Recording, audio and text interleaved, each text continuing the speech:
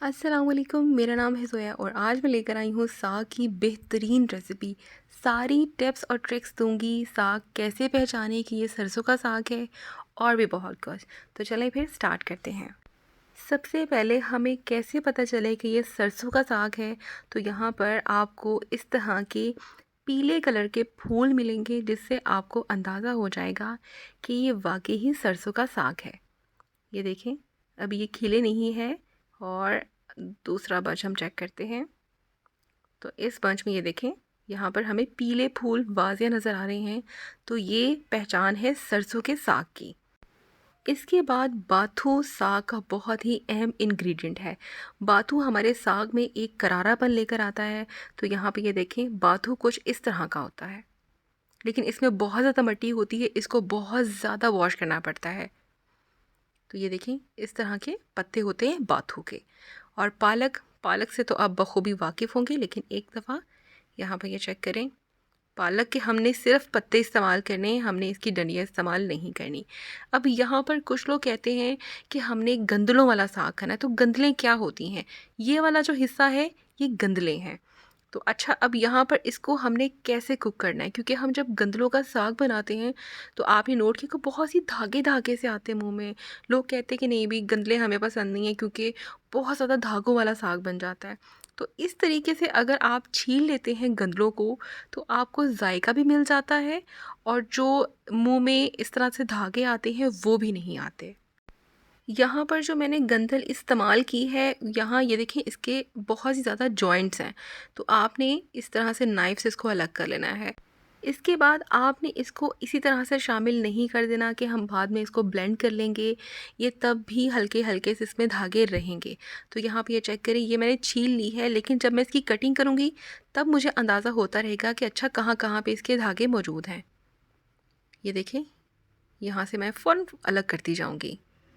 तो इस तरह से जो गंदल का फ्लेवर है वो आपके साग में आएगा, लेकिन इस तरह से धागे बिल्कुल भी नहीं आएंगे। साग, बाथू और पालक को मैंने अच्छे से काट कर धो लिया है। अब यहाँ पर यह पकने के लिए तैयार है। यहाँ पर आपने सफाई का बहुत ज़्यादा ख्याल करना है, क्योंकि ज़रा सी मिट्टी आपकी सारी हांडी को बर्बाद कर सकती है। इसके बाद यहाँ पर मैं मिट्टी की कढ़ाई में इसको पका रही हूँ, जो कि साग का मज़ा है मिट्टी के बर्तन में इसको पकाया जाए। यहाँ पर थोड़ा सा साग बच गया है, लेकिन मैं क्या करूँगी, थोड़ा सा ये पक जाएगा तो ये नीचे हो जाएगा। उसके बाद बाकी वाला जो साग है वो इसमें शामिल कर दूँगी। तकरीबन 10 से 12 हरी मिर्चें शामिल की हैं मैंने, और एक लहसुन साबुत इसमें डाल रही हूँ, क्योंकि जब स्लो कुकिंग करते हैं तो लहसुन को अगर हम इसी तरीके से डाल दें तो बहुत ही मज़े का फ्लेवर आता है। 1 चम्मच भर कर मैंने इसमें नमक का शामिल कर दिया है और इसको देना है ढाँप। इसके बाद लो फ्लेम पर इसको आधे घंटे के लिए आपने छोड़ देना है। और यहाँ देखें, साग काफ़ी हद तक नीचे बैठ गया है। अब यहाँ पर हम मज़ीद साग को शामिल कर देते हैं। अब यहाँ पर हमने इसको मज़ीद घंटे के लिए बिल्कुल लो फ्लेम पर इसको पकने के लिए छोड़ देना है। साग को आप जितने आराम से स्लो फ्लेम पर पकाएंगे, ये उतना ही मज़ेदार बनेगा। इसके बाद आपने 3 ग्लास इसमें पानी के शामिल कर देने हैं और इसे पकने के लिए छोड़ देना है जब तक पानी इसका खुश्क नहीं हो जाता। अब यहाँ पर हम साग को पकने के लिए छोड़ देते हैं, अच्छे से मिक्स कर दिया है और लहसुन को भी हमने डिप कर देना है। साग का डिप होना बहुत ज़रूरी है ताकि साग अच्छे से पक सके। अब यहाँ पर हम इसको ढाँप देते हैं। तकरीबन 2 घंटों के बाद साग को हमने करना है चेक। तो कुछ इस तरह की ग्रेडेशन हो जाएगी साग की। यहाँ पर साग में आपको पानी नज़र आ रहा होगा, तो यहाँ पर पानी का इतना होना बहुत ज़रूरी है। आपने वक्तन फ़वक्तन साग को चेक करते रहना है। लहसुन को कुछ इस तरह से मैं स्क्वीज़ कर रही हूँ और इसका जितना पल्प निकल सकता है मैं निकाल लूँगी, बाकी जो है इसको वेस्ट कर दूँगी। यहाँ पर साग को हमने अच्छे से कर लेना है मिक्स। और यहाँ पर आता है देसी टच, पंजाबी टच। यहाँ पर हम डालते हैं आटा। पंजाबी साग में हमने आटा ज़रूर शामिल करना होता है, तो यहाँ पर 2 बड़े चम्मच मैं आटे के शामिल कर रही हूँ। देखें, थोड़ा थोड़ा आटा करके मैं इस तरह से इसमें डालती हूँ और मिक्स करती जाती हूँ।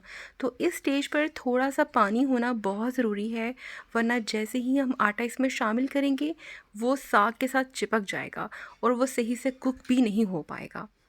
तो आपने इस बात का ख़ास ख़्याल रखना है। आप आटे को भून कर भी डाल सकते हैं या जिस तरह से मैं शामिल कर रही हूँ आप इस तरह से भी शामिल कर सकते हैं। नॉर्मल आटे की जगह आप मकई का आटा इस्तेमाल कर सकते हैं, वो भी बहुत ही मज़ेदार फ्लेवर देता है साग में। लेकिन यहाँ पर जो सफ़ेद आटा है वो इस्तेमाल कर रही हूँ। इसमें आप गंदम का आटा भी इस्तेमाल कर सकते हैं। थोड़ा थोड़ा करके मैं इसमें आटा शामिल कर दूँगी और इसको अच्छे से मिक्स कर लूँगी। आटे से ये फ़ायदा होता है कि साग में बहुत ही अच्छी बाइंडिंग आती है, साग में पानी पानी नहीं लगता है, बहुत ही अच्छा और रिच फ्लेवर देता है। तो आटे को आपने बिल्कुल स्किप नहीं करना। यहाँ पर देखिए थोड़ी देर के लिए मैं कुक कर लूँगी क्योंकि आटा मैंने कच्चा यहाँ पर शामिल किया है। यहाँ पर आटे को तकरीबन 5 से 10 मिनट तक मैं कुक कर चुकी हूँ।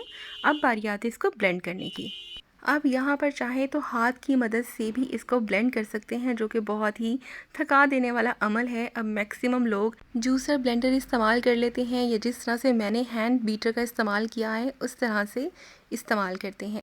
अब यहाँ पर साग को हमने अच्छे से ब्लेंड कर लिया है, बहुत ही अच्छे से तैयार हो गया है। 5 मिनट में इसको मज़ीद बस पका रही हूँ, उसके बाद तैयार करना है इसका तड़का। यहाँ पर मैं सारे साग को जो है ना उसको एक साथ तड़का लगा रही हूँ। 2 किलो साग है और इसमें तकरीबन मैंने 1 पाव के करीब कुकिंग ऑयल शामिल किया है। अब तड़का लगाने के बहुत सारे तरीके हैं, लेकिन मैं यहाँ पर अदरक का तड़का लगा रही हूँ। अदरक का तड़का बहुत ही तीखा फ्लेवर देता है और बहुत ही मज़ेदार लगता है। आप चाहें तो लहसुन का तड़का भी लगा सकते हैं और कुछ लोग इसमें प्याज का तड़का भी लगाते हैं। लेकिन ये रेसिपी कमाल है। आपने इस तरीके से एक बार साग को ज़रूर ट्राई करना है और फ़ीडबैक ज़रूर शेयर करना है। तो ये थी आज की रेसिपी। उम्मीद है कि वीडियो आपको पसंद आई होगी। अगर वीडियो अच्छी लगी हो तो लाइक करना मत भूलिएगा। मैं इंशाल्लाह एक और वीडियो के साथ बहुत जल्द मिलूँगी, लेकिन आज के लिए दीजिए मुझे इजाज़त। फिर मिलती हूँ एक नई वीडियो के साथ। अल्लाह हाफ़िज़।